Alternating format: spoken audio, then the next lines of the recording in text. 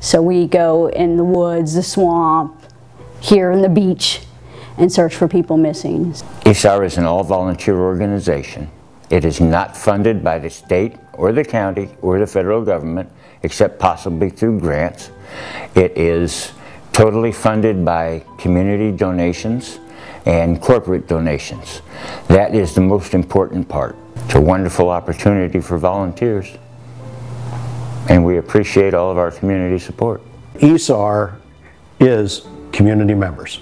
We're 100% volunteer, and these are your neighbors, your friends, or relatives, and they are taking their time and their effort to learn and be there to help out the community. People refer to them as Escambia County Search and Rescue, which it's not. It's Escambia Search and Rescue. We're a nonprofit organization. You know, that's how we are able to stay on top and always be ready, is through the public donations.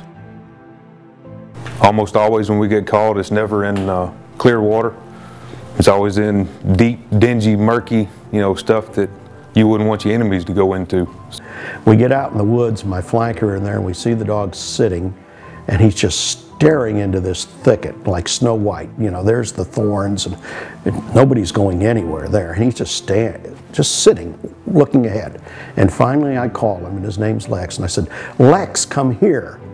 And I hear this voice, "My name's not Lex." And I looked at the flanker, and we just came unglued. And there she got down on her hands and knees and crawled through. I got the dog around to the other side, and the gentleman had gone through that, tore himself up, and there was down in about 3 foot a heavy shrub, looking up, could not move any longer.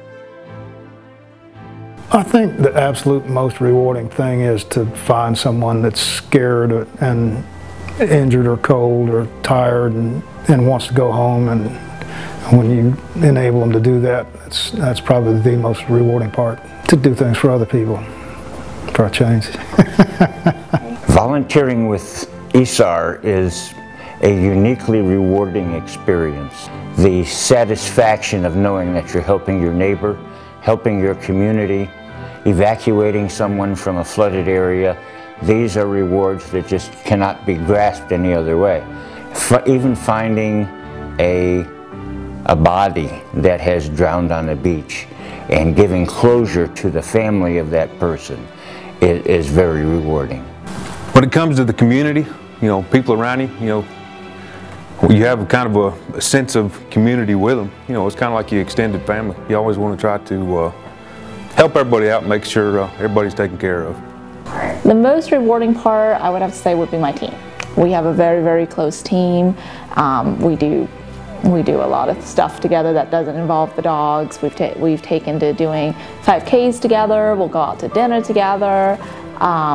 So that's been something that I've really enjoyed. I would let them know that it's the best thing that you can ever do for yourself and for your community, but also you have to really want it and you have to be dedicated. It's always ongoing. It adds a certain excitement, I guess, to your life, waiting for the call to come in. It's a saddened call, because someone needs help, but to get out there and serve the community and put your actual skills to use means a lot. If you need help, we're here to help you. We love helping people. Don't be embarrassed if you have to call. Well, we help the community by offering our services day or night, 24/7.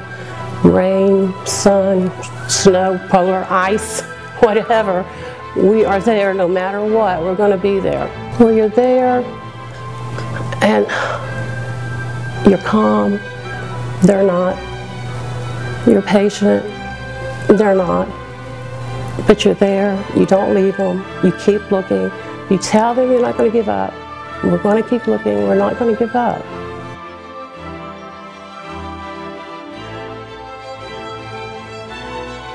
Tromping through the woods is not going to help you find somebody. You have to really know how to search for somebody, look for tracks and stuff like that, but we can train people on that. We'll find a place for somebody that wants to volunteer with us. Don't let that limit you. Just the people teaching the class took the time to talk to me and show me, I'm not the best learner maybe, but they took the time to teach me. We're real successful at it. We've got a lot of real highly professional people that train diligently. They know the stakes out there when you've got, you know, a 5-year-old autistic kid missing, and the elements are a factor. They know this, and so they train and they want to get out there and do it. So, and that's pretty much the majority of ESAR members are like that. Doing it as a family activity, it's really helped our family grow closer together, and I think it's given my son's sense of accomplishment,